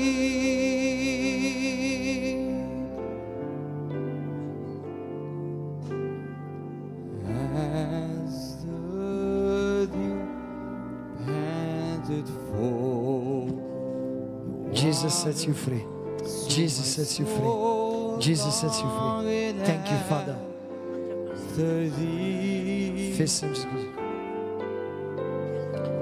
Father, in the name of Jesus, I release my brother from every demonic assignment, every generational curse. I release Angelo right now in the name of Jesus. Lord, every witchcraft done against him, his family, and his finances, Lord, in the name of Jesus Christ, I release him right now from it, Father. Every demonic claim over his life, I release him from it right now. 1, 2, 3. Be free. In Jesus' name. Thank you, Father. Thank you, Holy Spirit. More of you, Lord. More of you, Holy Spirit. More of you. Free! Free! Free! In Jesus' name. Hallelujah. Thank you, Holy Spirit. More of your Holy Spirit, Father. More of your fire, Lord. More of your fire, Lord. More of your fire, Lord. In Jesus' name. Be free. Be free, my dear. Be free in Jesus' name. Be completely free. Jesus sets you free. Jesus sets you free. Jesus sets you free. In the mighty name of Jesus. In the mighty name of Jesus. In the mighty name of Jesus. In the name of Jesus Christ. Father, I thank you for this man. In the name of Jesus. The Spirit of God is over you, brother. القوة الملية فوقك. Grazie mulei. Grazie mulei. Grazie Gesù. Fissem Gesù Cristo. Fissem Gesù. Satan, get your hands off of this man now. In the name of Jesus. In the mighty name of Jesus. In the mighty name of Jesus. Lord, every perverse spirit, Lord, in Jesus' name, attacking him. Lord, I command it to leave him right now. I release you from every bondage of the enemy. Jesus Christ loves you. 1, 2, 3. In Jesus.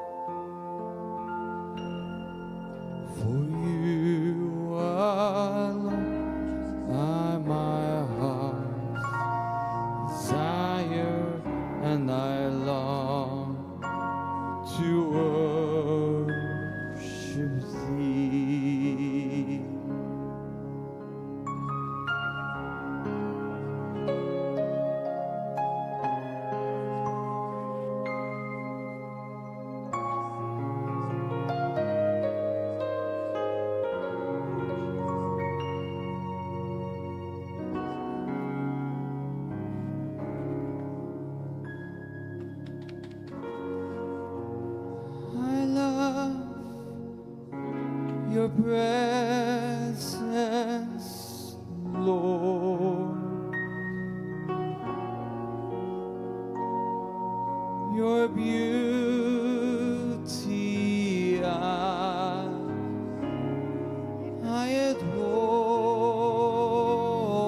adore.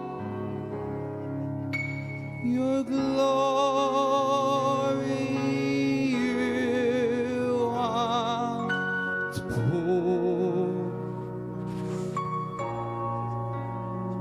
Oh, how I love your presence,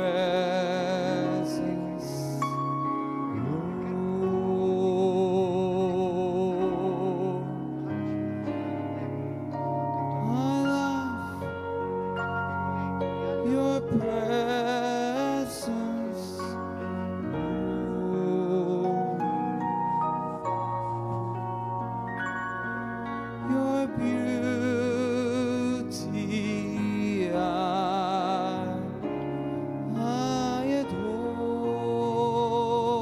adore. Your glory you outpour. Jesus, Jesus. Hallelujah. Your presence. Glory to God. See you tomorrow, everybody. Naraw kamada. God bless you, YouTube and Facebook. Naraw kamada. Hallelujah. Those of you continue.